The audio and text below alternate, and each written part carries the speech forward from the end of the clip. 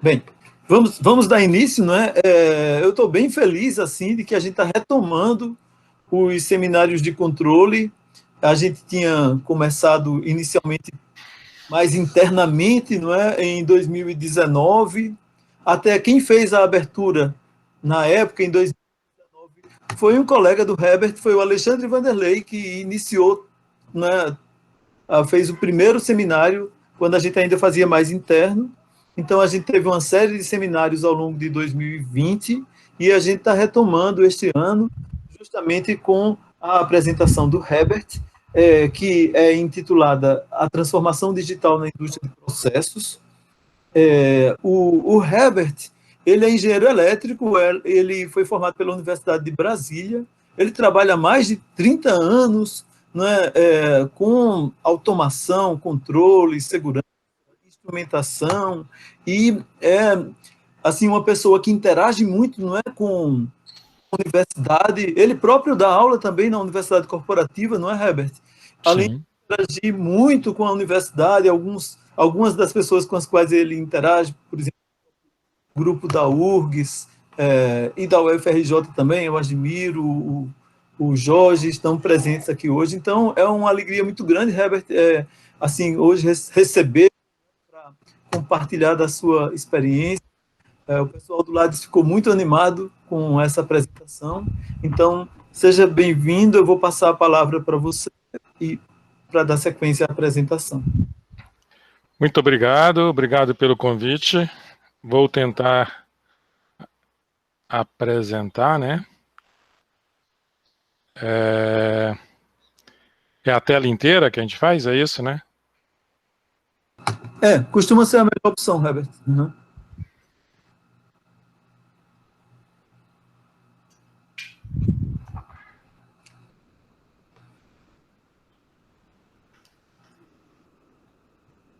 Tem que selecionar. Aí você seleciona a tela inteira, que é o último que aparece, tipicamente. Isso. Estão enxergando? Estamos sim. Sim. Está no modo apresentação agora. Está no modo apresentação, né? Não, não está no modo apresentação. Não está? Não. Então eu tenho que colocar em modo apresentação primeiro antes de compartilhar, não é isso? É que você então não deve ter compartilhado a tela inteira. Bota no modo apresentação agora, vamos ver. Você não compartilhou a tela inteira, não. Você deve ter compartilhado a tela que você está mostrando para a gente. Então deixa eu... Para de compartilhar e compartilha a tela Para de inteira. compartilhar. Tela inteira. Isso. Ele pergunta para mim, selecionaram a janela ou tela? É a tela dele. Aí, tela 1. Você vai descendo, Permitir. normalmente a tela inteira é a última, Herbert. Isso. Agora foi? Agora foi, beleza. Bom, primeiro, muito obrigado pelo convite, professores, professor Jorge, professor Maurício, pelo convite para a apresentação. Apesar do título ser bastante ambicioso, ele não será uma palestra muito técnica, será muito mais uma provocação, tá bom? Que eu queria mesmo falar é da importância, né, antes da aplicação dos algoritmos de machine learning, de redes multicamadas e de todos esses arcabouços que nós temos hoje para desenvolvimentos computacionais, da importância das etapas iniciais, que é, primeiro, a formulação do problema, os pré-tratamentos de dados, a caracterização desses dados e a classificação dos dados, que é fundamental para o sucesso de uma aplicação de transformação digital, principalmente usando aprendizado de máquina e redes profundas. Então, essa será uma apresentação mais de provocação, tá? O que eu vou falar, né, num sumário geral, é um contexto aí rapidinho das empresas, da transformação que está acontecendo, que é uma pesquisa que ocorreu, E aí a gente vai falar do aspecto do processo industrial, quando você entra na refinaria, você já quer usar os dados de processo e gerar alguns detalhes sobre isso, que nós temos grande potencial, mas a utilização desses dados não é tão fácil. Tá? Vou também falar da importância da instrumentação, do controle, que é a origem da informação, né? Toda a instrumentação é a origem da informação. E aí o uso de conhecimento de engenharia, né, que é necessário para fazer essa caracterização e para essa classificação, e a topologia do dado, né, que a gente sabe que a unidade ela tem a carga, a entrada, tem uma sequência, e essa sequência ela tem não só, ela é temporal, como também ela tem toda uma precedência, tem precedência nos dados. E isso também é importante. Vou falar aqui, só a ponto de título, né, um caso de estudo, que é como que eu deveria tornar uma avaliação da tocha, né, e torná-la, vamos chamar tocha inteligente, que todo o sistema que o pessoal fala aí de transformação de dado é smart, ou é inteligente, ou é alguma coisa, né, mas como fazer uma avaliação do sistema de tocha e para que serve essa avaliação, tá? E depois, as conclusões. Mas a verdade mesmo, a provocação que eu quero é qual é o papel do conhecimento da engenharia na aplicação de ciência de dados. Porque o que o pessoal tem feito é pegar vários dados e vamos na força bruta. É Big Data. Big Data é pegar os dados e, apesar de ter técnicas e de ter uma série de coisas, trabalhar brutalmente esses dados, tentando fazer diversas coisas, e algumas vezes a gente já tem conhecimento básico, prévio, que a gente fez, dos primeiros princípios, várias outras coisas que a gente usa na engenharia, dimensionamento dos equipamentos, os critérios de engenharia que nós usamos, tudo isso pode favorecer a caracterização do dado. Então, qual é o papel do conhecimento da engenharia na aplicação de ciências de dados? Eu costumo falar que, como nós somos engenheiros, nós somos aplicadores, né? E aí, como aplicador, a gente tem como característica e tem como vantagem em cima do pessoal de TI, tá? Esse conhecimento prévio do que a gente está fazendo. Então, a ideia que eu tenho dessa palestra é provocar para ver como que esses conhecimentos podem ser usados, tá bom? Olhando alguns números da transformação digital, né, da consultoria da sumiu meu... tá aqui. Da consultoria da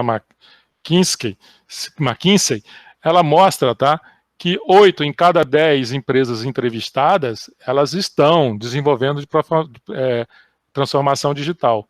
Mas o sucesso não é muito bom, tá? Que menos de 30% conseguiram fechar o ciclo dessa transformação completa e bem-sucedida.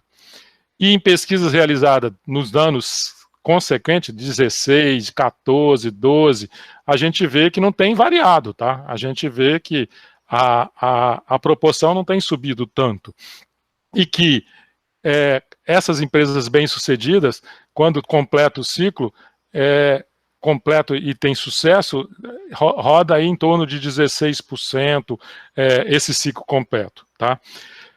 Outra coisa também que a gente tem visto é que nas indústrias mais tradicionais, ou seja, na própria indústria, né, como farmacêutica, automotivo, petróleo, petroquímica, esse número é bem mais baixo, ele está em torno entre 4% e 11%. E aí levanta a questão, por quê? Por que é tão difícil ter esse sucesso? Quando a gente olha o sucesso, a gente consegue ver que o sucesso está muito mais no lado gerencial, no lado corporativo, né? A gente vê que 80% das compras hoje, por exemplo, de compras e venda dessas grandes empresas já são robotizadas. Então, se cria robôs, né, onde você, com SAP R3, você tem todo o sistema de compra, por exemplo, a Petrobras tem todo o sistema de compra já cadastrado com seus equipamentos, e aí esses robôs hoje em dia já interagem com os próprios fornecedores, faz cotação, interagem com a própria pessoa que está desejando o produto, e aí ele faz cotação, vê preço, vê possibilidade de tempo de entrega, faz uma série de coisas, e eles conseguem com isso tudo, né, reduzir os custos em 30%, porque geralmente ele faz uma concorrência, ele consegue consultar vários fabricantes, todo mundo com seus robôs também, e determinar qual é o menor custo, menor prazo. Então você tem redução nos preços de compra, você tem redução no custo das pessoas que estavam envolvidas nessa área, você tem prazos de entregas mais lentos, você tem redução de estoque com isso tudo, e isso se consegue ganhar muito dinheiro. Mas esses processos, eles estão extremamente estruturados, eles estão extremamente classificados. O SAP R3 já tem todo o processo que já determinado de estoque, de tipo de peça, de quem é os fornecedores. E hoje em dia, né, com o sistema globalizado, né, você consulta todos os países, Coreia, China, Japão, Estados Unidos, a Europa inteira, e você consulta também, dentro do próprio país, todos as pessoas que são os intermediários, para ver se tem estoque, tem tudo. Então, isso tudo hoje tem tido um sucesso grande, e é a grande local onde está tendo sucesso. Quando a gente vai para o sistema de produção, a gente começa a ver alguns problemas. Primeiro, que o processo é extremamente automatizado, ou seja, a variabilidade é baixa. Tá bom? Se você pegar, por exemplo, a qualidade da gasolina da Petrobras, ela está dentro da reprodutibilidade do laboratório. Então, sair disso e conseguir ver se eu ganho mais, ganho menos, é muito difícil. Nós podemos dizer que 99% dos nossos dados está bem constantes, está bem estáveis. Tá? Então, a variabilidade é baixa. E isso torna uma dificuldade muito grande para a aplicação das técnicas. A segunda coisa é que a gente tem excesso de dados, tá bom? Por exemplo, se você pegar, a Petrobras deve ter dezenas de unidades de HDT ou GHs, tá? Todas elas com 20 anos de dados, gravados aí numa taxa razoavelmente alta. Então, nós conseguiríamos fazer toda uma comparação entre os HDTs, entre as UGHs, fazer toda uma série de problemas, mas a gente tem excesso de dados. Então, se eu começar a pegar esses dados e jogar em Big Data, a gente começa a ter alguns outros problemas. Primeiro, os dados não são estruturados, tá bom? Eles também não estão caracterizados e eles não estão classificados. Não temos isso, como por exemplo, eu quero fazer um tratamento de imagem, descobrir se é um gato, um cachorro, se é uma zebra, e já está todo estruturado, todo caracterizado, todo classificado. Nossos dados não. Nossos dados, além de ter variabilidade pequena, eles não estão estruturados, não estão caracterizados, não estão classificados. Para se fazer isso, para se caracterizar e para classificar, existe uma exigência muito alta de HH de especialista. E nós não temos. E nem queremos dar. Porque o meu especialista, para ficar classificando dado, ele consegue dar outro resultado fazendo metodologia direta lá. Então, isso daqui torna extremamente oneroso a aplicação de transformação de dados pela exigência que é um custo altíssimo. E temos pouca mão de obra para isso. Além de tudo, falta metodologia e ferramentas automáticas para esse desenvolvimento. Nós não temos a ferramenta automática para caracterização e classificação. Existem técnicas, sem dúvida, desenvolvidas claramente, que nos ajudam, mas para o especialista é bem difícil, tá bom? Além de tudo, os desenvolvimentos com esses negócios têm sido longos, tá? Para você olhar e tudo. E a segunda coisa eu fiz para uma refinaria, fiz para uma unidade de HDT, para uma unidade de UGH. Eu consigo dar abrangência para todas as outras refinarias? Provavelmente a gente não tem conseguido isso. Então, toda vez é um novo desenvolvimento, novo desgaste, novo sistema. Então, isso leva à frustração na transformação digital do pessoal de processo. Quando a gente começa a olhar realmente o que a gente quer no futuro e começa a consultar de fato o que realmente o pessoal fala para os nossos gerentes que vamos ter lá aí no futuro, e todo mundo passa o tempo todo falando, e nossos gerentes ficam falando, eu quero, ele fala o seguinte, uma fábrica cognitiva é quando as máquinas e os processos são equipados, né, aí com capacidades cognitivas para fazer as avaliações e operar de forma autônoma. E aí aparece essas palavras cognitiva, que o pessoal gosta muito hoje em dia, tá bom? E autônomo. E aí a gente questiona o que é cognitivo e o que é autônomo hoje em dia, tá bom? Bom, aí a gente vai ver o que é isso, o que eu preciso para que se torne autônomo, o que eu preciso para que se torne cognitivo. E sair dos dados para chegar aqui não é uma coisa fácil, como as pessoas fazem propaganda, tá? A gente costuma dar muitos dados para várias pessoas, e as pessoas, inclusive, nós mesmos, quando já estamos pedindo aí startups e tudo, a gente sempre fala de forma genérica. E aí, quando vem o resultado, os resultados são mais simples, são o que são inferências melhoradas que dão resultados melhores, mas a gente não vê cognição, a gente não vê autônomo, entendeu? Então, e precisa de manutenção, precisa de uma série de coisas porque deteriora rápido, como eram os controles avançados. Se eu não ficar lá dando a manutenção, eles vão deteriorar, tá? A mesma coisa tem acontecido com esses sistemas de transformação digital e de aprendizado de máquina. Então, como exemplo disso, a gente vê que o grande problema mesmo tem sido, primeiro, na formulação do problema, tá? A formulação do problema é crucial. Primeiro, é o que nós queremos. O que nós podemos conseguir.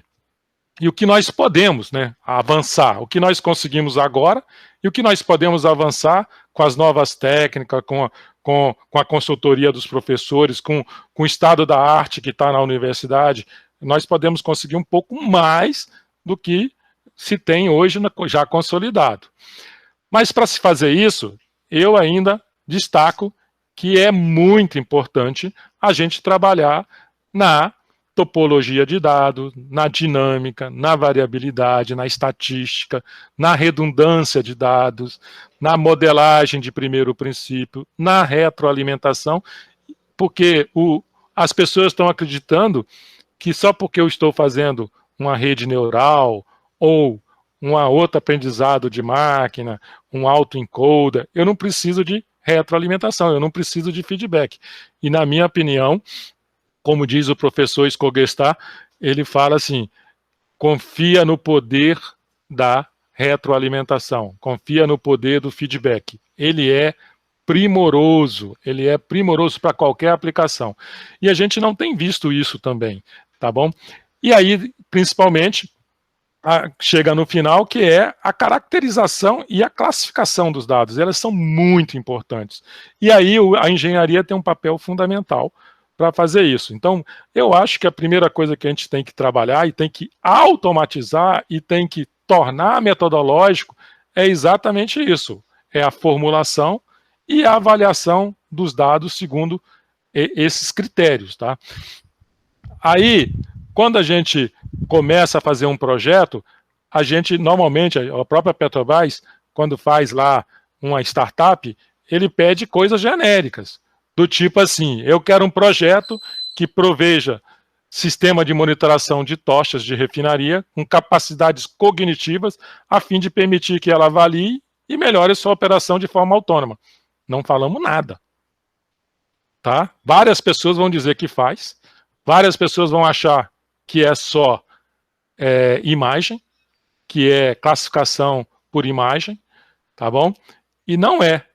Então, a primeira pergunta é, o que isso significa? Quando eu estou falando que eu quero que ela avalie e que ela melhore sua operação de forma autônoma, o que é isso? O que isso significa? Significa que eu vou avaliar a emissão de uma tocha? Se ela está eficiente ou não? Se ela está queimando bem ou não? Quando a gente projeta uma tocha, a gente já sabe que ela não é 100% eficiente. E mais ainda, devido ao diâmetro da tocha, a gente sabe que a eficiência dela está abaixo de 98%. Então, o que eu quero, quando eu falo de uma forma melhor, de melhor automação, de melhor operação e de forma autônoma, eu quero fazer o quê? Reduzir a emissão? Eu tenho dados para isso? Eu tenho dados para conseguir fazer com que um avaliador de tocha, por imagem ou por qualquer outra técnica, consiga melhorar a eficiência de uma tocha? O que eu quero ver é fumaça? Fumaça talvez eu consiga, porque por tratamento de imagem a gente já consegue ver. Tudo bem, consigo enxergar que tem fumaça ou não, mas eu consigo dizer de forma autônoma a origem e o porquê? É radiação? Tudo isso é poluição. Eu quero reduzir radiação. Quando eu projeto a tocha, eu sei o quanto de radiação ela vai ter, dependendo. Isso depende do meu processo. Isso não depende da tocha. A tocha foi dimensionada para uma capacidade de radiação X. E além de tudo, ela tem que ter flexibilidade. Eu tenho que ver, ela tem que funcionar dia, noite, sol, vento, chuva. Eu tenho que ver, eu quero ver tamanho da tocha, eu quero medir isso. O que para que serviria medir o tamanho da tocha? Para que serve medir a radiação da tocha? Para que serve medir a cor da tocha? Eu consigo alguma coisa com isso? No sistema de queima de hidrocarboneto, eu consigo distinguir por emissão, eu tenho câmara para isso? Então, isso tudo é o que a gente tem que primeiro definir, o que eu quero. Bom, para ver o papel da engenharia, a importância do papel da engenharia, vamos entender o que nós temos hoje e como é que a gente projeta. É isso que eu falo, é entender a engenharia para depois a gente conseguir avançar, tá bom? E aí a gente tem uma série de coisas, que é a instrumentação, o controle, a automação e a segurança que já está lá, tá bom? Então, entendendo uma tocha, antes da gente começar a falar do que a gente pode atingir, a gente primeiro vê como que a gente projeta, tá bom? A gente projeta usando normas, sempre, todas as vezes, tá bom? E as normas, a tocha, ela faz parte de um sistema de segurança que está no projeto da IEC 61511, que são camadas independentes de proteção, tá bom? E a tocha é uma camada. Ela é uma camada de barreira. O objetivo da tocha é, se todas as camadas abaixo falharem, eu vou queimar o hidrocarboneto. Se eu não conseguir fechar o balanço de massa, traduzindo isso, eu tenho que jogar ele para uma barreira. E a barreira é queimar o hidrocarboneto, fazendo ele virar CO2, de maneira que eu não prejudique o meio ambiente. Eu já vou prejudicar o meio ambiente, mas eu vou mitigar esse prejuízo queimando e gerando CO2, porque o CO2 é melhor do que o hidrocarboneto puro, tá bom? Então a gente vai tentar fazer isso. Mas para isso, a gente já tem o projeto. E a gente pode usar essas informações do projeto? Eu posso usar as informações do projeto? Na minha rede, no meu machine learning? Eu posso usar as informações de controle, que é a segunda sistema, que vai fechar o balanço de massa, que vai fechar o balanço de massa total na hora de que ocorre um evento. Eu posso usar o sistema de intertravamento que tem lá, entendeu? As válvulas, tudo que se alivia, aqui no sistema de controle nós vamos ter válvulas que alivia para evitar que ocorra o sistema de intertravamento. E isso é uma indicação. A outra coisa que ocorre sempre vai ter um alarme antes de um alívio de uma PSV. Então a gente projeta em camadas e isso tudo é projetado com capacidade. Eu vou lá e dimensiono o tamanho da válvula. Eu posso usar essa informação do tamanho da válvula. Eu posso usar a informação do tamanho da PSV, do ponto que ela abre, tá? Do próprio flare, o tamanho do flare, como ele foi dimensionado. E a gente tem, por último, né, no sistema de contenção, as BDV, né, que é as blow down valves, que é para realmente fazer contenções quando a gente tem perdas de inventário e tudo. Então, eu tenho tudo isso é dimensionado com critérios de engenharia. A pergunta que tem se eu, numa rede, qualquer que seja, tá, de aprendizado de máquina, eu posso usar essas informações todas que eu já tenho? E o que a gente vê é não. As pessoas estão querendo amassar os dados, triturar os dados, e esquecem desses detalhes, tá? Desses critérios. Então, dando um exemplo, né, qualquer coluna de destilação que tem, ela tem sempre um sistema de balanço de massa que alivia por flare. Sempre tem. E ela tem sempre PSVs. Sempre tem. Em algum lugar, sempre tem PSVs, que alivia para a tocha. Em todos os lugares. E a gente dimensiona isso para essa torre. E 2, quando aqui abre, eu conheço tudo. Eu conheço qual vai ser a vazão pela abertura, conheço qual é o peso molecular, conheço os componentes. Se eu tiver uma simulação, um digital twin, eu conheço toda essa corrente, toda. Qual vai ser a emissão que ela vai ter, qual vai ser a radiação que vai provocar no flare. Então, toda vez que essa válvula abre, eu tenho conhecimento prévio. Por que eu não uso? E é um conhecimento de engenharia. Por que eu não uso? Dentro das minhas redes. Isso tem sido a grande questão.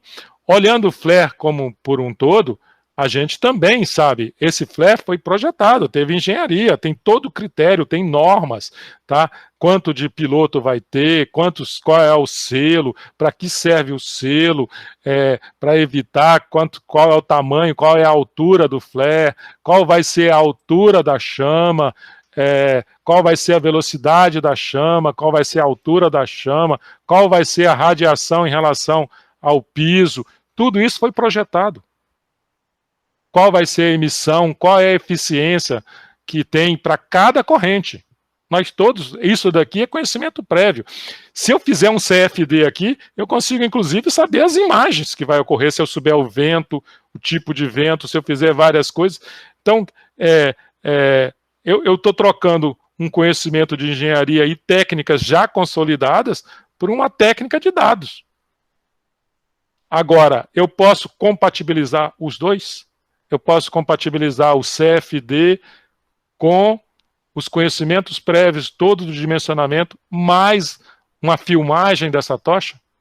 Porque o que nós temos é grande variabilidade de processo, grande variabilidade de parâmetros. E aí, os aprendizados de máquinas podem nos ajudar nisso? Pode nos ajudar nos tornar autônomo e também nos ajudar a reconciliar, tornar redundante os nossos dados, diminuir a taxa de falha? Essa é a grande questão. E a minha resposta é sim, sim, sim e sim. Tem que conciliar os dois, tá bom? Então, quando a gente dimensiona o diâmetro, a altura, a capacidade de queima, tudo isso é dimensionado numa tocha. E 2, nós sabemos para cada alívio de cada válvula qual vai ser essa altura, qual vai ser estimado por engenharia. Normalmente, nós, engenheiros, conseguimos acertar razoavelmente bem, tá? Mais de 80%, essas coisas todas. E aí, a gente pode perguntar, eu não posso usar esses conhecimentos? Então, olhando, sim, um sistema de tocha, né, a gente vê que ela é constituída de vários equipamentos, várias coisas, e a gente vê que a gente tem vapor para evitar fumaça, a gente tem que garantir, através de segurança, que não entre ar e o ar carreie para dentro do header da refinaria e faça queima interna.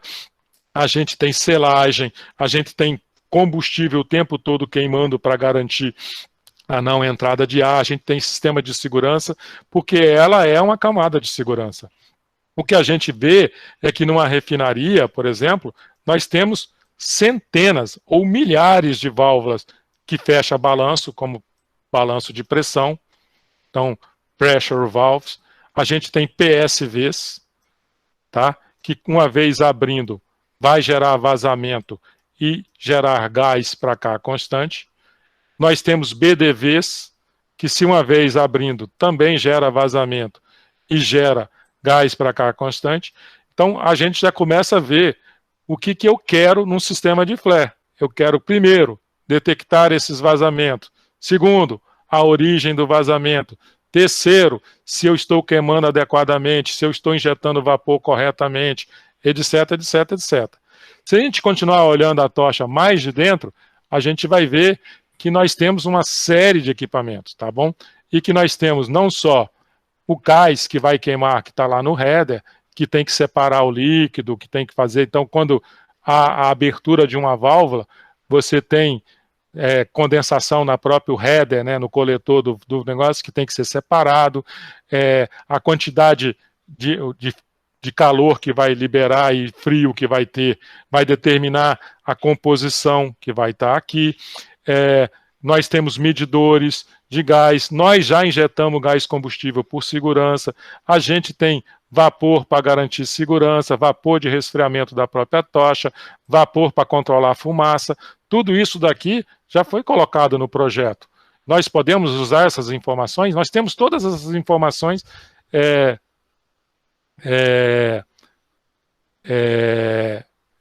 colocadas e monitoradas, tá?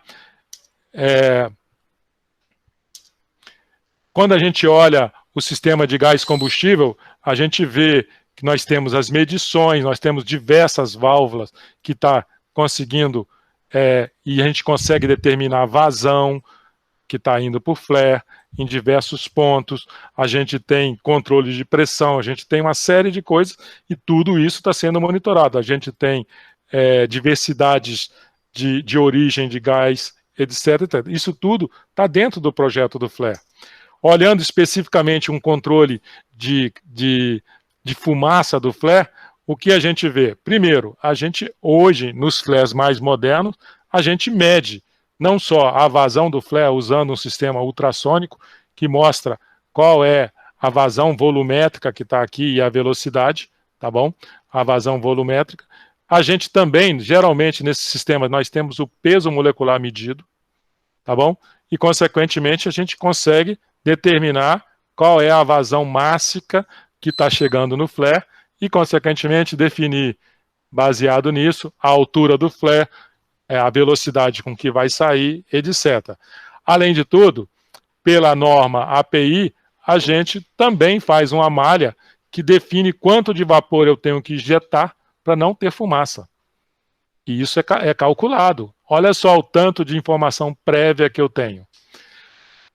E o que a gente está, quando a gente fala de um sistema de monitoração de flare, é colocar algo que é, por exemplo, um sistema de imagem que vai me qualificar ou redundar todas essas informações e me dar um feedback de coisas que eu não estou medindo para a minha malha e corrigir para evitar fumaça, excesso de altura, excesso de calor e uma série de coisas que não estava previsto no projeto.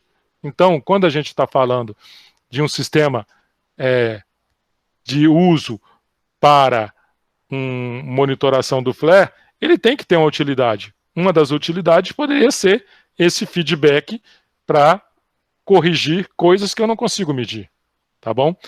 Mesmo gerar redundância. Então, por exemplo, a vazão volumétrica tem tudo a ver com a altura do flare. Se eu conseguir um sistema que mede a altura do flare, ele pode redundar essa vazão. E as válvulas que estão aqui, ó, jogando para cá, é outro medidor de vazão. Então eu já começo, eu não só tenho agora observabilidade, como eu tenho redundância. E isso é fundamental para o autômato. O autômato só conseguirá se ele tiver redundância. Ele só será autônomo se ele tiver redundância. Ele tem que ter capacidade de rejeição à falha.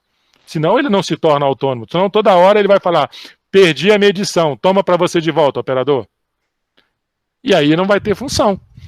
Então, a gente já mede isso tudo. Então, uma das funções de um sistema desse pode ser redundância, feedback, uma série de outras coisas, mas usando o quê? O conhecimento de engenharia do projeto.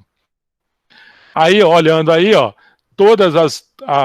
o flare é dimensionado baseado em normas. Então, nessas normas, como o API 521, ele define aqui, por exemplo, tabelas onde qual é a quantidade de vapor por cada tipo de molécula. Além disso tudo, o que a gente faz naquele controle? A gente pega o sistema mais conservativo, traça uma reta, que se você fizer aqui vai dar uma reta, tá bom? E corrige manualmente, e se eu criar um sistema inteligente, eu posso corrigir com feedback pelo um sistema inteligente lá que a gente vai fazer. Então, ou eu corrijo manualmente o operador, o que o operador faz é, eu traço aqui uma reta, tá? Ele pode atuar corrigindo a translação da reta. A mesma coisa pode acontecer com o meu sistema inteligente. Então, eu já começo a dar a função e eu começo a dizer o que eu estou querendo. O que eu quero? Ver fumaça? O que eu quero? Ver radiação? A norma também mostra toda a radiação e a altura do flare que vai ter para cada tipo de fluido. Então ela diz como calcular, diz qual é a velocidade máxima de um flare, que está da ordem de meio Mach, tá? Diz como a gente calcular cada uma desses sistemas, quanto tempo, altura. Então tudo isso está definido em norma. Posso usar lá no meu sistema de monitoração do flare? Não só posso, como devo. Então, isso é que é importante. Mais ainda, gente, nós já temos isso pronto. Nós temos medidores, tipo esse daqui, que define claramente o que tem aqui. Um machine learning. Com certeza. Ele não vai chamar de machine learning, porque quando ele fez isso daqui não chamava isso. Mas ele tem uma inferência, tá, que ele fez baseado em infravermelho. Então ele filma em infravermelho, tá bom? Com base nesse infravermelho e com base nas instalações corretas, ele diz o seguinte, olha, se a chama tiver azul, eu vou colocar esse valor. Se tiver uma pluma, e ele vai dando aqui, uma calibração para mim. E aí ele diz aqui, começa a fumaça, aqui está uma fumaça heavy, né? Uma fumaça grande, tá? Então, nós já temos um medidor. Funciona? Sim. Alguns deles funcionam. Eles precisam de uma série de coisas. Ele precisa de limpeza, tá bom? Ele precisa de injeção de ar aqui. Ele precisa que a temperatura aqui não pode variar muito nele mesmo. Então ele precisa de cobertura, ele precisa de uma série de coisas. Mas ele é confiável? Não. Ele tem uma série de falhas. Então, quando eu colocar um sistema de monitoração, eu estou colocando um sistema redundante a ele, cuja função também será redundar. Tá? E isso e a minha rede pode ter ele como entrada. E aí a gente começa a ter redundância, confiabilidade, começa a gerar mais informações. Quando a gente olha as válvulas, a gente consegue, uma válvula é um medidor de vazão. Eu consigo estabelecer claramente, isso aqui são dados reais, tá? Claramente, qual é a vazão com a abertura da válvula. Tem variabilidade? Tem. Eu consigo corrigir isso? Também consigo. Isso aqui eu tenho para cada válvula PV dessa. Então eu consigo, por exemplo, dado que uma válvula dessa abra e ela está monitorar o flare e fazer correlações e associações. Posso usar isso? Posso não, devo. Tá? Só que essas informações, elas não são fidedignas. Às vezes eu projeto assim e o que ocorre é isso. Eu preciso de adaptação, tá bom? E aí, tem como resolver? Sim, tem. Nós conseguimos traçar e resolver problemas. Preciso de um machine learning para fazer essa curva? Não, eu fiz isso aqui no Excel. Não preciso. Eu preciso de pegar o passado, olhar como é e estabelecer que vai ser isso. Essa daqui vai ser uma entrada das minhas redes. E assim vai, Existem outras características diferentes. A válvula satura está subdimensionada com o tempo, tá bom? Nós temos não linearidades, a válvula se comporta de diversas maneiras, tá? Não é de uma maneira única, ela varia com o tempo. Ela tem dinâmica. Então, por exemplo, a válvula Tá lá, esse aqui é um dado real de válvula, tá? De um coque, ela tá lá, você vê que ela abre tantos por cento, o flare não muda nada. Ela abre, chega no seu máximo, o flare não muda nada. Quando ela já está descendo, é que o flare está chegando. Isso aqui é tempo. Isso daqui é o nosso famoso, deu um degrau, tem um tempo morto, e depois é que ela sobe. Eu posso usar técnicas de identificação aqui, só porque é imagem? Claro que eu posso. Eu posso usar convolução? Claro que eu posso. Mas eu tenho que planejar isso, tá bom? Bom, então o que a gente vê é que não é só o uso de aprendizagem de máquina. A gente já pode usar várias outras coisas para reconciliar e redundar, como, por exemplo, filtros de Kalman, que já trabalha bastante com a topologia, com a dinâmica e com a não linearidade. A gente também pode filmar e fazer correlações, a gente pode usar a diversidade de opinião, ou seja, como está a abertura da válvula. Eu gravo normalmente em vídeos 1 frame por segundo, tá bom? 1 frame por segundo. Então eu tenho excesso de imagens. Cada imagem dessa tem quantos pixels? Uma imagem de um sistema de infravermelho tem 70 mil pixels. Eu vou usar o pixel ou a cor. Geralmente o infravermelho apresenta a cor só para a gente ter uma noção didática. O que ele está medindo aqui é a intensidade do infravermelho. Tá?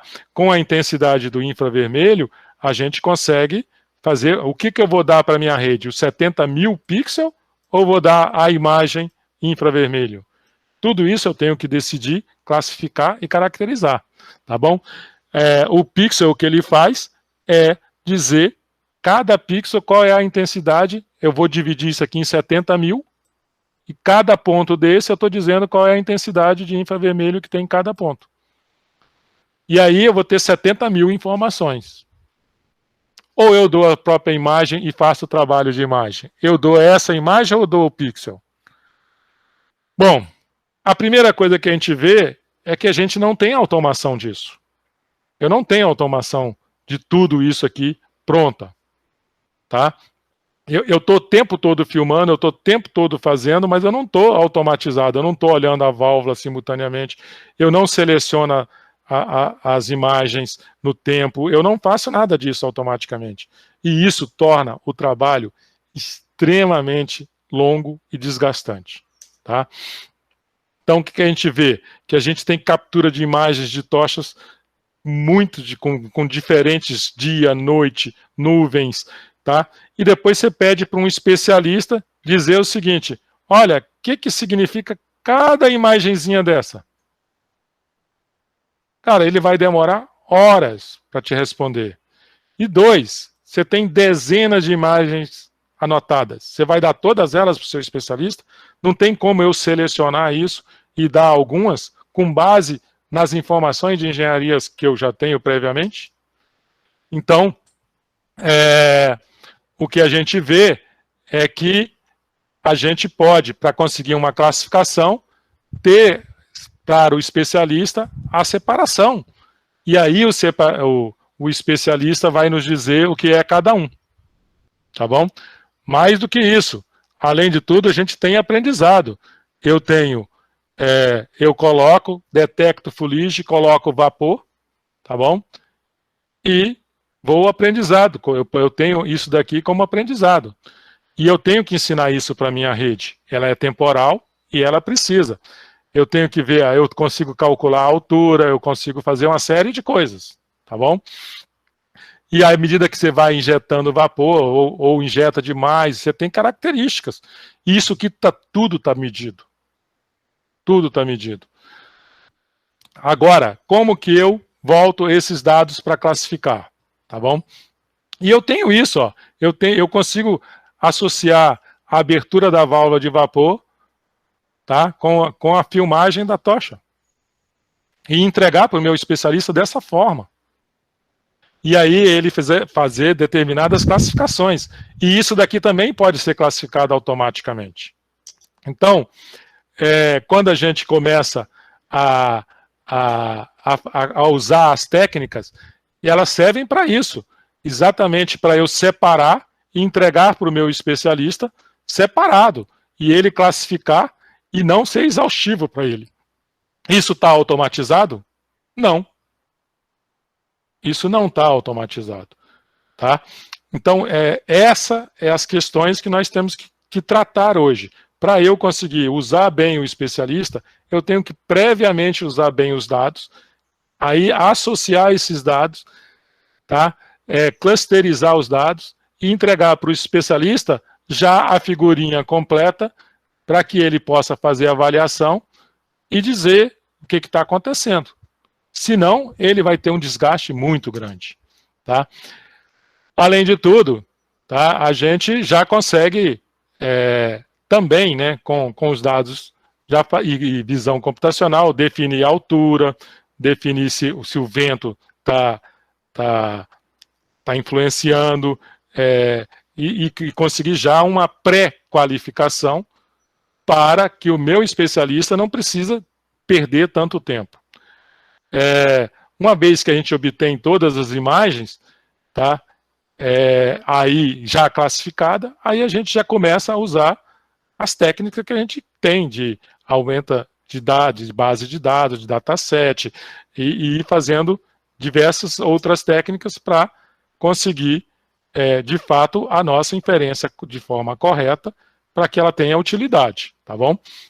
Então, o que a gente vê é que para conseguir capacidades cognitivas, como, por exemplo, determinar o alívio, a origem do alívio, se é PSV, BDV, eu tenho que conseguir, primeiro, tratar esses dados que eu já conheço, que é, por exemplo, dado que eu tenho uma válvula, eu não vou saber qual foi a vazão, se a abertura da PSV, porque é muito difícil isso, tá? A BDV. Agora, eu tenho as PSVs, tenho as medições de vazão, tenho a caracterização como peso molecular, qual é a corrente, qual é tudo. Com isso tudo, eu consigo definir e treinar o meu sistema para que, quando eu não tiver essa disponibilidade, ele conseguir autonomamente e cognitivamente definir a origem, se foi uma PSV que está vazando, a BDV, e qual a região do processo que ela está. Tá? É isso que a gente começa a querer, de fato, num sistema de tocha, e é isso que a gente fala de forma autônoma. E para ter a autonomia, a gente tem que ter redundância de falha. Nem toda refinaria eu vou ter todas as medições. E dois, quando eu tenho todas as medições, elas não vão estar disponíveis o tempo todo. Então, eu consigo ter cognição e falhas à redundância? Isso que é importante. A outra coisa também uma vez que eu fiz, eu consigo generalizar isso para outras refinarias? Então, eu estou em Curitiba, e estou na Reduc no Rio de Janeiro. As imagens de uma vai servir para outra? As técnicas que eu usei de uma vai servir para outra? Ou eu vou ter que, toda vez que eu fizer na Repar, eu vou ter o mesmo trabalho para fazer na Reduc, ou fazer na Replan, ou nas refinarias de São Paulo. Tá bom? Além de tudo, nós temos não só um tipo de câmara, nós temos vários tipos de câmara. Então, quando a gente começa a ver o que podemos, adicionando mais informações e vendo o que isso pode nos dar de ganho. Então, se eu usar uma câmara termográfica, o que eu ganho com isso? Eu ganho a visibilidade à noite só? Ou eu ganho mais informações? E aí, essas são as coisas que a gente tem que fazer com pré-tratamento de dados. Também verificar qual o nível de informação que eu preciso naquele momento e para aquela formulação que a gente tem. Tá? O sistema de flare, para quem quer conhecer, né, nós temos vários sistemas aí no YouTube, no Google, né, para vocês conhecerem bem. Tá? Tem as normas que estão bem publicadas e tem como dimensionar. De refinaria também, né, para a gente conhecer aí a quantidade de válvulas que vai para a refinaria. A gente sabe que são milhares, tá bom? Numa refinaria como a Reduc, nós temos milhares de válvulas ligadas ao flare, tá? De PSV, BDVs e válvulas de controle, e vazamentos e outras coisas, tá bom?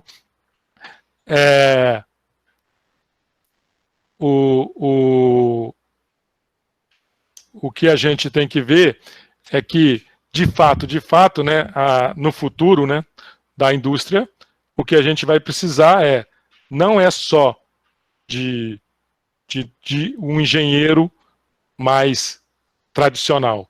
Nós temos que exigir os dois.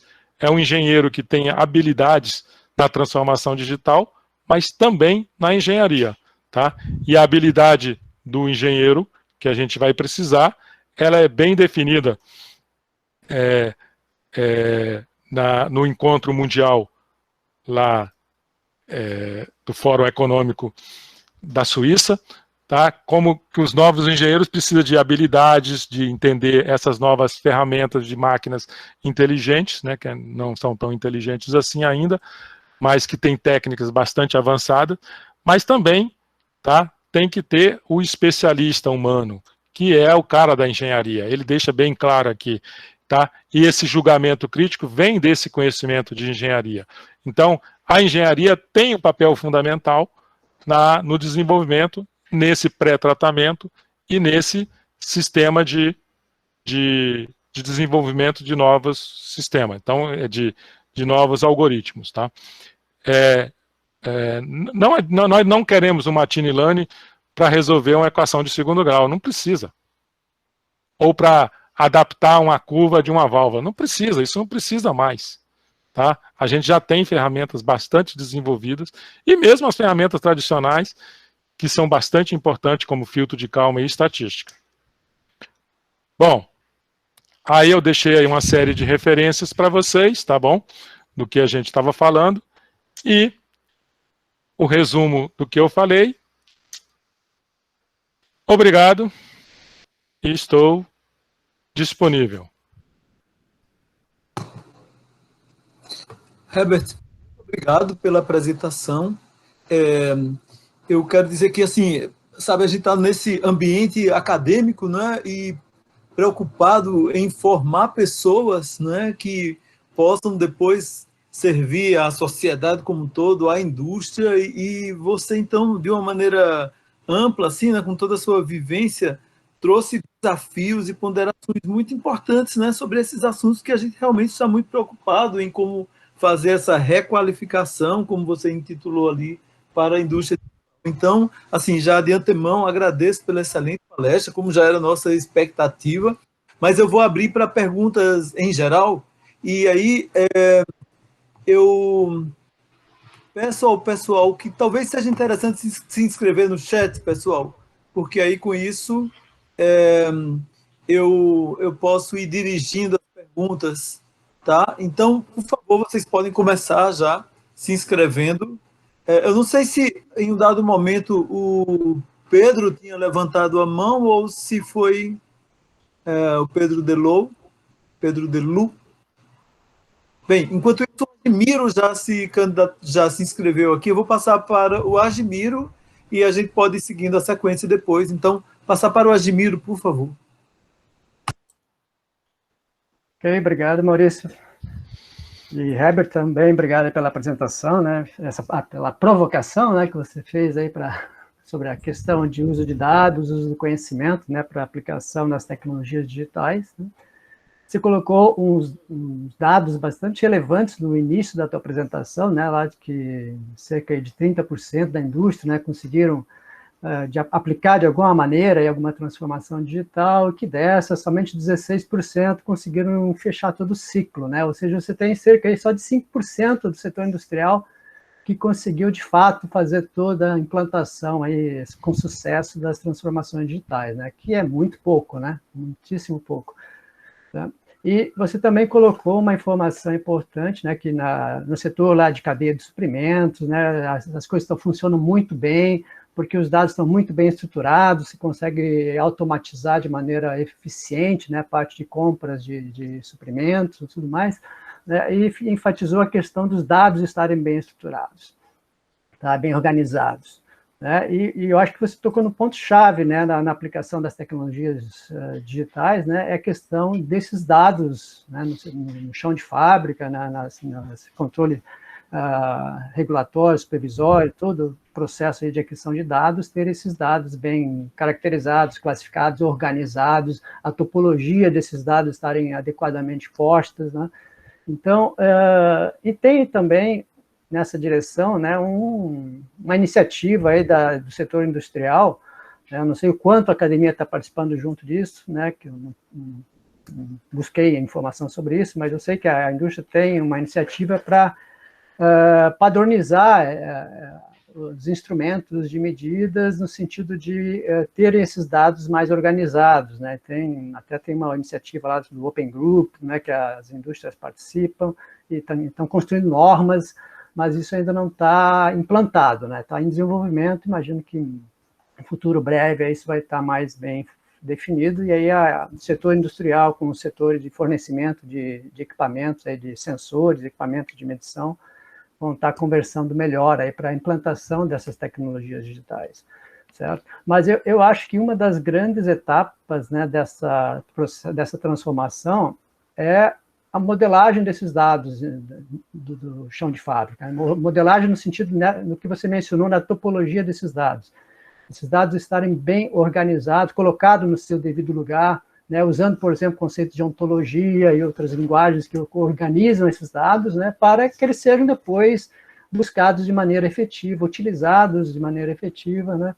Então, eu queria ver teus comentários em relação nessa direção, né, de modelagem dos dados, não é modelar, criar modelos baseados em dados, não, é modelar os dados, né, organizar a topologia desses dados em cima da planta, né, botar eles nos seus devidos lugares, né, nos seus devidos bancos de dados organizados topologicamente e ontologicamente. Né? Então, eu queria ver um comentário teu a respeito disso, como isso está sendo visto dentro do setor industrial. Professor Ademir, eu acho que isso aí é o ponto-chave, é o ponto crucial. Mais do que isso, eu acho que a gente carece, né, não só de ferramentas para fazer isso, para um dado. Vamos dar um exemplo. Dado PI da Petrobras, dado que eu sei que é um HDT, dado que eu sei a topologia do HDT, do ponto de vista de processo, dado que eu tenha modelagem para isso, eu tenho simuladores, tenho tudo, como estruturar isso de forma adequada. Quando eu chamo de estruturar, né, no sentido abrangente da forma, de caracterizar todo o dado, tá? Classificar todo esse sistema, verificar a interdependência, verificar tudo, porque isso tudo é viável. O que nós não temos? Ferramentas para isso. Hoje em dia, o pessoal, Ademiro, que fala muito que tem, que faz, que tudo, mas se você chega lá e pega assim, ó, eu vou pegar os dados de um HDT inteiro, tá bom? Uma campanha inteira, ou eu dou 5 campanhas, é dado pra caramba, tá bom? E para o processo, sem mostrar nada, as pessoas não conseguem sair do lugar, entendeu? Além de tudo, tem compactação, tem uma série de problemas nesses dados. Então, o que a gente precisa, na minha opinião, nós precisamos hoje de ferramentas de automação para fazer isso, e precisamos de metodologia. Essa é a nossa carência atual, esse é o ponto crucial, porque o que ocorre muito é o pessoal trabalha no dado, clusteriza, isso hoje o pessoal faz rápido, tá bom? Você entrega os dados, aparece lá a clusterização, onde 90% dos dados estão num cluster só, porque tem pouca variabilidade, tá bom? E tem outras exceções lá. E aí, quando você vai trabalhar, dá um trabalho imenso classificar esses clusters, caracterizar esses clusters, é difícil pra caramba. Será que a gente não consegue automatizar isso com modelagem? Exato, não é só questão de tratamento dos dados medidos em si, né? Porque é construção da informação, né? É como você diz, a parte cognitiva, né? Que é a aquisição do conhecimento ali daquela etapa do processo. Por exemplo, quando o dado não está disponível por medição direta, né, você pode construir um modelo em cima para, através de outros dados secundários, construir aquela informação que está faltando, né, ou através de reconciliação melhorar aquela informação que foi medida e construir esses dados de maneira organizada dentro da topologia da planta, né, porque toda vez que eu for buscar construir uma aplicação de tecnologias digitais, eu não tenho que passar por toda essa etapa de tratamento de dados. Os dados já estão lá pronto, disponível, bem tratado, porque se você pensar todos os projetos que você pode buscar aí que utiliza de alguma maneira tecnologias digitais, todos eles vão passar por uma etapa de tratamento de dados.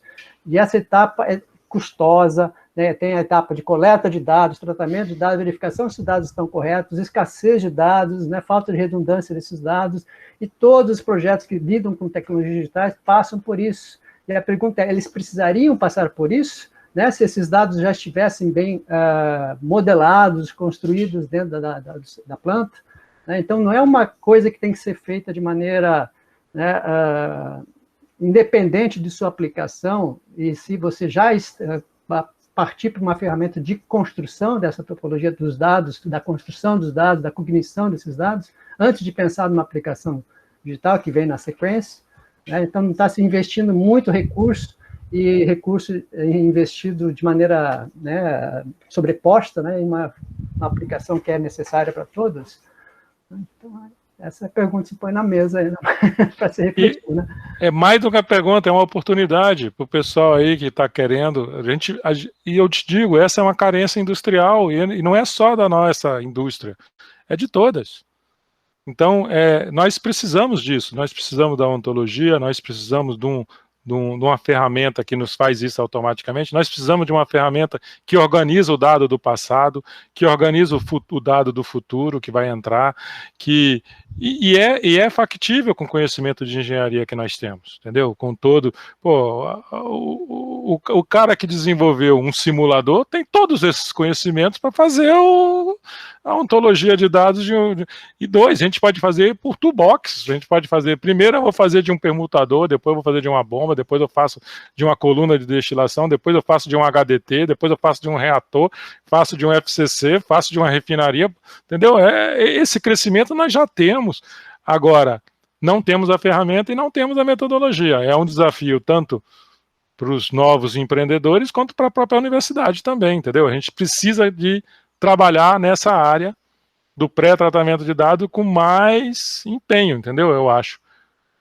Estamos trabalhando muito os algoritmos, estamos trabalhando muito os solvers, mas temos que voltar a dar aquele passo lá para a origem dos dados. Ok, obrigado, Herbert. Herbert, o Paiva mandou uma pergunta aqui que eu vou ler, né? Ele perguntou se esse assunto, quer dizer, no caso dessa aplicação específica, se você não vai gastar muito HH e tempo e o retorno financeiro não seria... Qual seria o retorno financeiro? Porque ele acha que existem vários outros processos que dariam maior retorno sob esse ponto de vista. Mestre Paiva, foi só um exemplo. Com certeza. Mas esse é um problema atual da refinaria, né?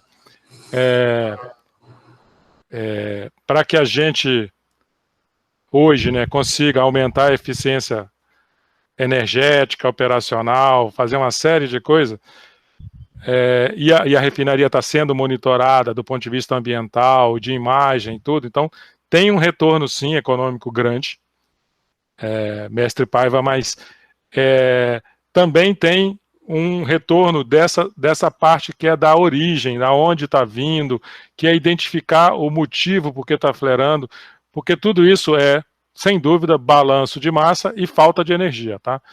Tudo isso a gente estressou a segunda lei da termodinâmica sem ampliar, tá bom? A gente não ampliou capacidade de tirar calor, a gente não ampliou nada.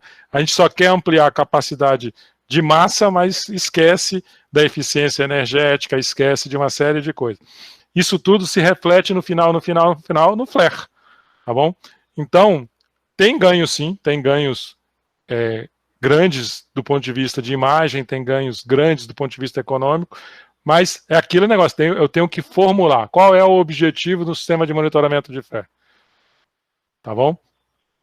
Hoje em dia, a sociedade não aceita a gente passar na Washington Luiz e ver a Reduc com aquele tanto de fumaça. Aquilo ali também é má operação, tá bom? E não aceita.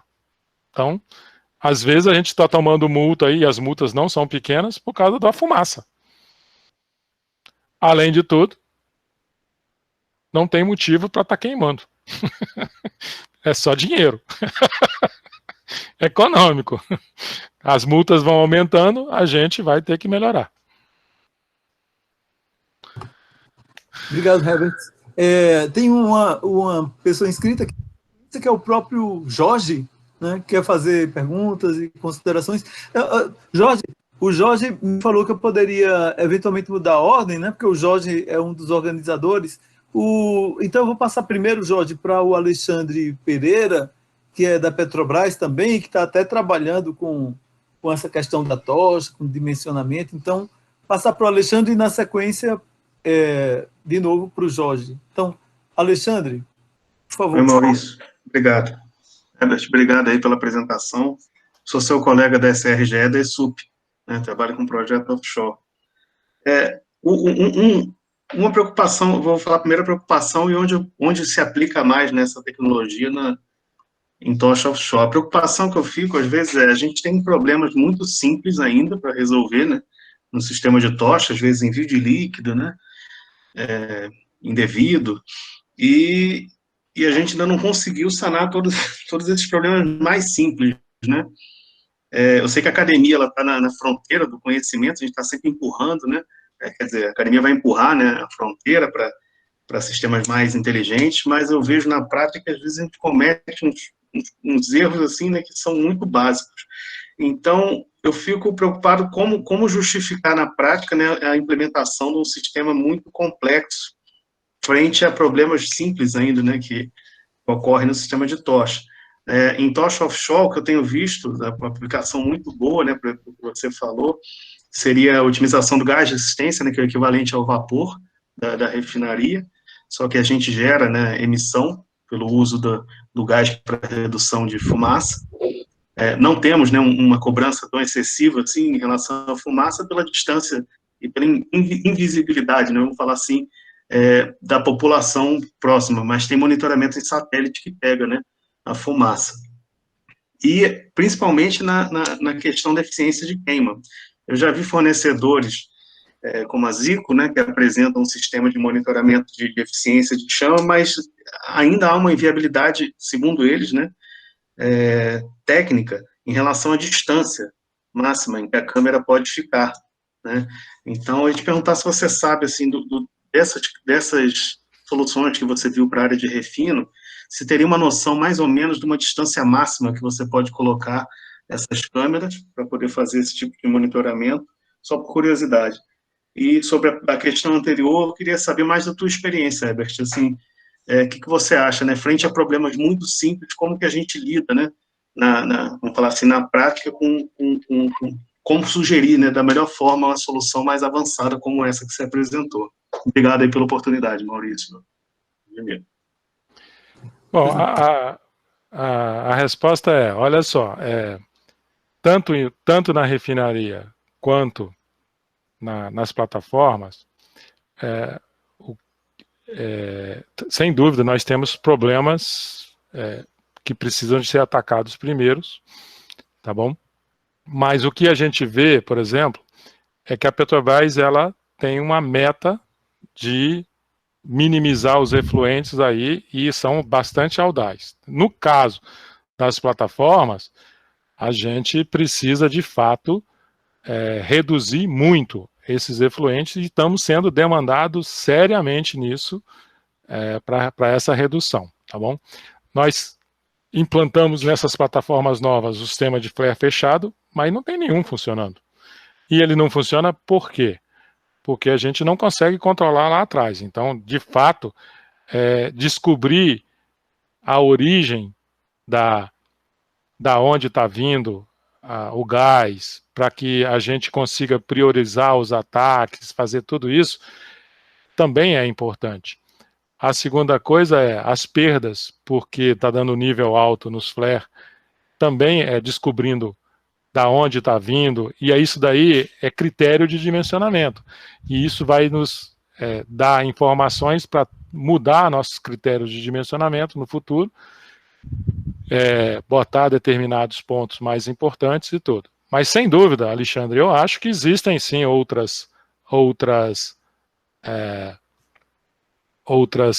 lugares importantes de se fazer machine learning. Mais uma vez, como eu falei para o Paiva, né, isso aqui eu estou dando um exemplo, exatamente como um exemplo de mostrar que para um sistema, quando é definido desse jeito, a gente pode usar a engenharia e os conhecimentos de engenharia. Foi só um exemplo, não é uma priorização, mas o que a gente tem visto na Petrobras é que a Petrobras tem sido extremamente cobrada, tanto nas refinarias quanto nas plataformas, e isso está virando uma prioridade. E os gerentes já estão querendo saber por que está ocorrendo tanta queima, e a segunda coisa é o que eu posso fazer para mitigar. E aí começa-se a ter problemas como as redundâncias, os medidores não funcionam, o gás que está chegando, o peso molecular não está funcionando, o gás que está chegando é diferente, então você injeta mais vapor, menos vapor e gera muita fumaça, ou não gera fumaça, gera ruído. Então tudo isso está sendo cobrado. Então, e tem impacto, tá? Está sendo cobrado e tem impacto. Hoje a Marinha está filmando, a ANP deu meta para a Petrobras esse ano, no primeiro semestre, e a gente não vai cumprir. Então, a prioridade é uma coisa. Concordo com você que tem outros lugares que a gente possa atacar primeiro. Entendi, muito obrigado aí, Herbert.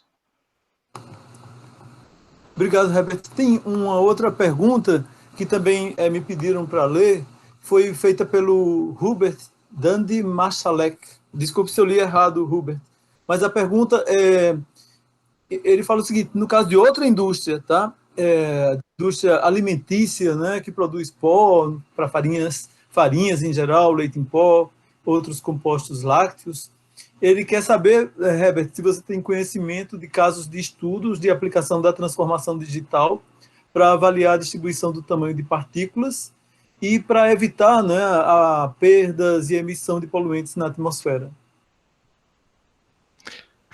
Só de palestra, tá? Eu vi uma palestra da Universidade Federal de Minas Gerais, onde os professores usam luz exatamente para a indústria de trigo, que era conseguir detectar esses pós, tá, o dimensionamento desses pós, e para fazer abatimento, porque isso era um dos principais problemas de segurança e de poluição. Então eles usam não só câmara, como laser e uma série de sistema óptico lá, reflectivo da Universidade de Minas Gerais, que tinha essa aplicação usando exatamente machine learning. Mas eu não conheço tanto assim a indústria de alimento, não. Obrigado, Herbert. Eu até coloquei para o Hubert, assim, eu não sei de que programa ele a afiliação dele, mas assim, se ele quiser depois conversar, o trabalho que a gente tem com outras indústrias, no caso, a indústria do papel, com formação de partículas e com esses sistemas de imagem, também no momento, no EPQB, a gente está trabalhando com machine learning para predizer vazamentos, por exemplo. Então, Hubert, você pode procurar a gente se quiser depois, tá? Fique à vontade. Eu acho, Herbert, que já caminhando assim para o final, né? Agradecendo mais uma vez, eu vou passar agora para o Jorge, que quer fazer algumas considerações. Não sei se o Hubert quer comentar alguma coisa adicional. Perfeito, perfeito. Vou passar para o Jorge agora, fazer os comentários também. Então, Herbert, mais uma vez eu gostaria de te agradecer pela ótima palestra. Suas palestras são sempre muito ilustrativas e trazem essa conexão com a realidade e o mundo acadêmico. Inclusive, vai ser mais uma palestra que eu irei disponibilizar para os meus alunos. E gostaria de dizer que o símbolo do nosso grupo aqui representa, que está aqui do meu lado, representa justamente a união entre o que hoje o pessoal chama de gêmeos digitais. Ele está na essência do nosso símbolo.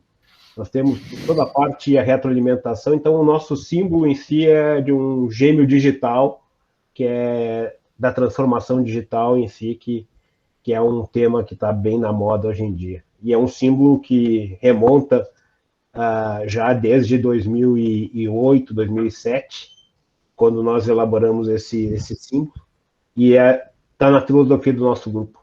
Mas, deixando agora perguntas mais específicas, a visão computacional, eu vejo que ela é algo que veio para ficar, e cada vez mais nós vamos trazer a visão computacional para dentro da retroalimentação.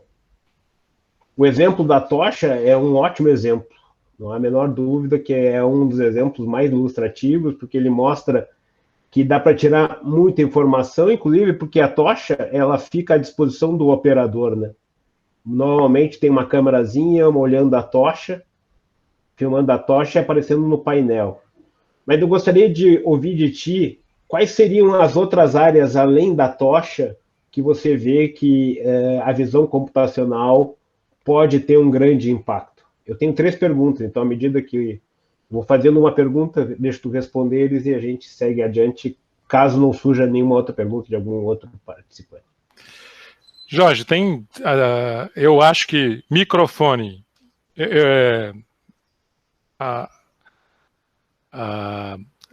já vai fazer aí uns 8 anos, eu e o Mário fizemos uma apresentação lá no Imperial College para mostrar o multissensoriamento, né, a importância do multissensoriamento no futuro aí, né, que a gente estava exatamente falando de machine learning, mas que é a junção de todas essas informações de multissensoriamento. Naquela época a gente já levantava a importância de se utilizar novos tipos de sensores, como a imagem, os diversos tipos de imagem, né, a visível, não invisível, infravermelha, ultravioleta e todas as outras que nós temos aí. O som, né, microfones direcionados, etc, para fazer diagnósticos e segurança. Então, uma das aplicações que... Vou te dar um exemplo de aplicação, tá? Nas unidades de gasolina de aviação, né, onde você tem ácido fluorídrico, a gente hoje tem uma série de restrições que não pode ter vazamento nenhum. Então, o que a gente tem feito? A gente pinta todos os flanges com uma tinta que é sensível ao ácido fluorídrico e que pequeniníssimos vazamentos, sabe, bem baixos, que não podem ser enxergados de outra forma, acaba alterando a cor da tinta e são milhares de flanges, tá bom? Então, o que a gente precisa? Exatamente câmeras passando, tá bom? Teve o projeto onde você pode fazer essa parte robótica das câmeras passando por todos esses flanges em alta velocidade, vai filmando e vai comparando uma imagem com a outra e vai detectando isso, tá bom? Isso vai quantificando e vai fazendo reconhecimentos de segurança. E essa parte é fundamental para que uma unidade de ácido fluorídrico possa hoje ser, senão ela vai ser banida, tá bom? E a gente vai ter que descobrir processos diferentes e mais caros para fazer gasolina de aviação. Senão, a gente tem um sério problema de sistema de segurança. E tem outros, tem vários, como calor, vazamentos em plataforma que não pode ter. E tem também, por exemplo, vou dar outro exemplo, a UGH. A UGH, o catalisador está no tubo. A reação, a gente já tem tudo modelado, fizemos aí com o Zé Carlos Pinto, fizemos lá com Curitiba, tem tudo modelado. Mas a medição tem que ser pelo tubo. Então, filmar o tubo e ver como está variando a temperatura ao longo do tubo é imagem, tá? E isso pode nos retroalimentar com esses modelos e com filtros de calma, com uma série de coisas, para ajustar qual é a atividade do catalisador, e tem outras, dezenas de outras. Som a gente usou no coque, tá bom? No tambor de coque a gente botou microfones, toda vez que você corta o coque, você escuta o som, e aí você sabe se o tambor está limpo ou sujo. Então tem várias aplicações, eu acredito que em toda a indústria de petróleo e petroquímica, a gente vai encontrar centenas de aplicações para som e imagens direto no processo, direto no modelo. E dessas, assim, que hoje está no estágio mais maduro, efetivamente sendo aplicado industrialmente, porque muitas são grande potencial, outras já estão de fato. O que a gente... Essa que eu te falei da gasolina, ela é fundamental para que a planta possa operar. Então, a gente está buscando a tinta, a gente já conseguiu, e é baratinho, identificar. Agora o que a gente precisa é essa automação de verificar vazamento. Então essa é madura, extremamente madura. Uhum. Bom, a minha segunda pergunta, caso não tenha outra pessoa para fazer pergunta, só para a gente ir direto ao ponto, seria, e que está associada ao pré-processamento em si, hoje existe uma série de técnicas vinculadas a processamento de dados estáticos, ainda mais quando se usa redes neurais e processamentos desse tipo, eles trabalham muito bem com dados estáticos. Mas existe uma parte muito importante para nós na indústria, que são as séries temporais. E como é que tu vê essa relação das séries temporais com os dados estáticos em termos de técnicas em si? Porque é um complicador quando eu trabalho com dados em séries temporais, mesmo usando ferramentas para isso, porque a questão dinâmica ela insere um comportamento adicional no sistema e uma não convexidade nesse processo de adaptação.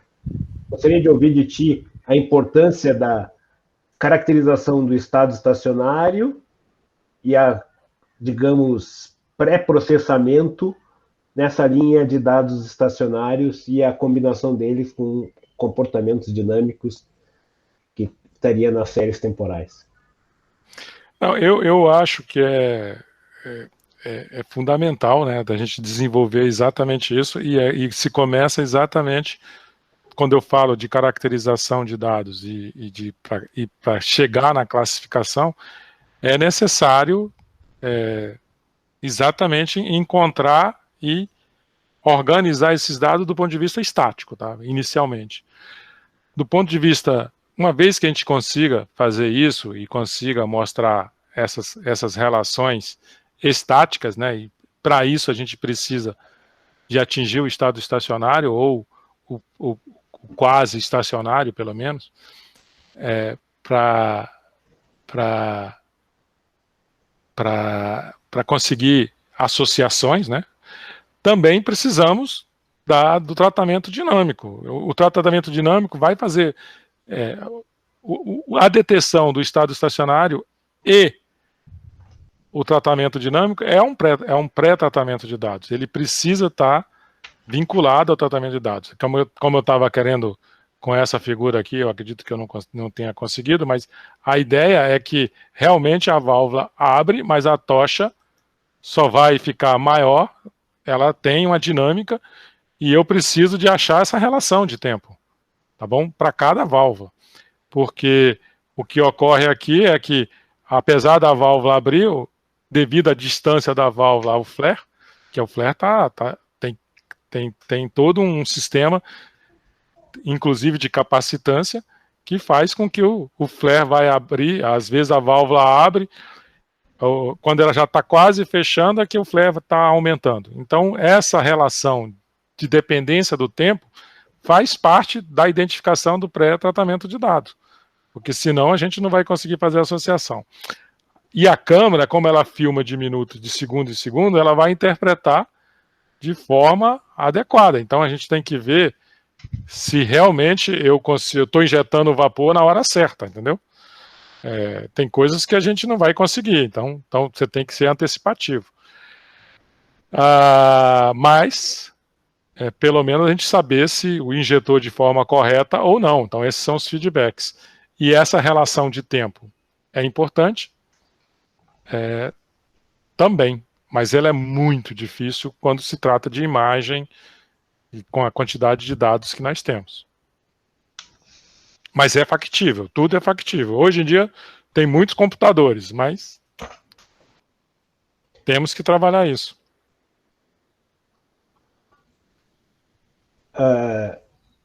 Eu não sei se o Maurício, agora nós estamos chegando ao final, eu teria até mais uma pergunta, mas eu gostaria de deixar aberto para os demais aí. Não, Jorge, veja bem, não há mais inscrições, houve apenas um comentário até da Andressa Apio, que eu acho que o Herbert deve conhecer, né? Reforçando essa questão de que tem a falta de pré-processamento dos dados como um dos principais desafios, né?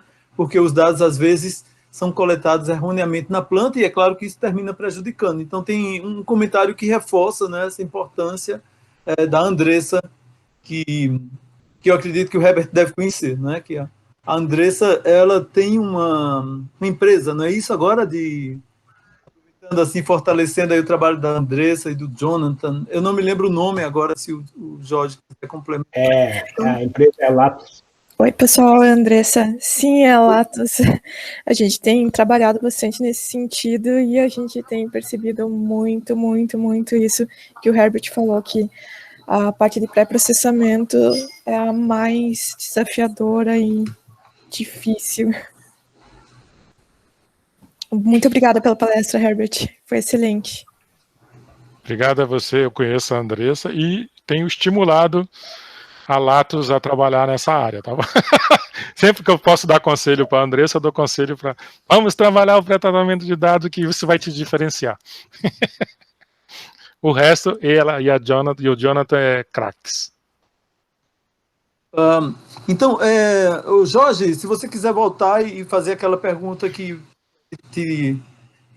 eu fiz o comentário, né, antes da sua pergunta, e na sequência a gente pode fazer os agradecimentos finais, fazer um anúncio da próxima palestra e encerrar. Então, Jorge, quer retornar? Eu acho que já dá para fazer essa parte das finalizações, porque na realidade nós temos um grande contato com o Herbert, então é mais para trazer uma discussão em si. E como nós estamos avançados aqui, eu acho que talvez tu já possa fazer as finalizações. Tá bem, Jorge, muito obrigado. Eu quero agradecer a presença de todos, tá?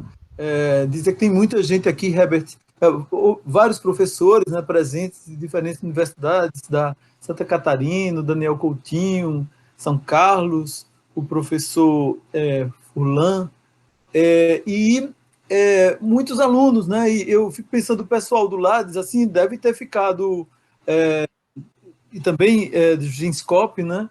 Deve ter ficado satisfeito, assim, porque, quer dizer, você lançou os desafios, mas de uma certa maneira a gente tem tentado, né, ir nessa direção de que os alunos tentem conciliar o machine learning com os aspectos mais fundamentais, mantendo sempre a questão da abordagem via modelagem fenomenológica. Então, a gente está aí sempre tentando reforçar esses aspectos na formação do pessoal.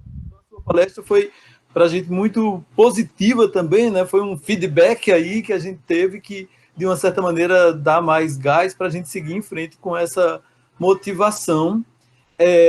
Eu quero fazer um anúncio do próximo seminário. Ele vai ser no dia 3 de maio. Agora a gente vai fazer os seminários a cada 15 dias, pessoal, porque as atividades meio que retornaram, né, mais completamente do que no ano passado, então essa frequência fica mais confortável. Então, o próximo é no dia 3 de maio, no mesmo horário. O apresentador vai ser o professor Miguel Bagajevics, que ele é um professor emérito pela Universidade de Oklahoma, mas ele está conosco agora, ele vai passar um ano no EPQB como professor visitante, e a palestra dele é justamente intitulada Value of Accurate Information and its Relation to Back-off Control. Tá ok? Então, estão todos convidados. Quem que quiser saber sobre uma outra informação, que é o seguinte, o professor Márcio, da Universidade Federal da Bahia, ele vai ficar revezando conosco a cada semana também um seminário na área do PSE em geral. Então, quem quiser o link, eu posso até colocar o link aqui, mas não confunda com o nosso, tá? Esse é o do Márcio, esse é o do PSE. que vai ser na semana que vem. Quem quiser assistir o do Márcio, a gente então divulga aqui, tá? Aqui está o link. Vai ser na semana que vem, vai ser uma apresentação de uma pessoa do grupo de pesquisa dele sobre MPC, tá? Vai ser no dia 28, às 14 horas. Quem tiver mais dúvida, pode me contactar, tá certo? Para eu passar essa informação desse outro evento, que eu acho que com o tempo a gente vai tentar sincronizar com eles e ficar fazendo sempre dessa maneira, tá?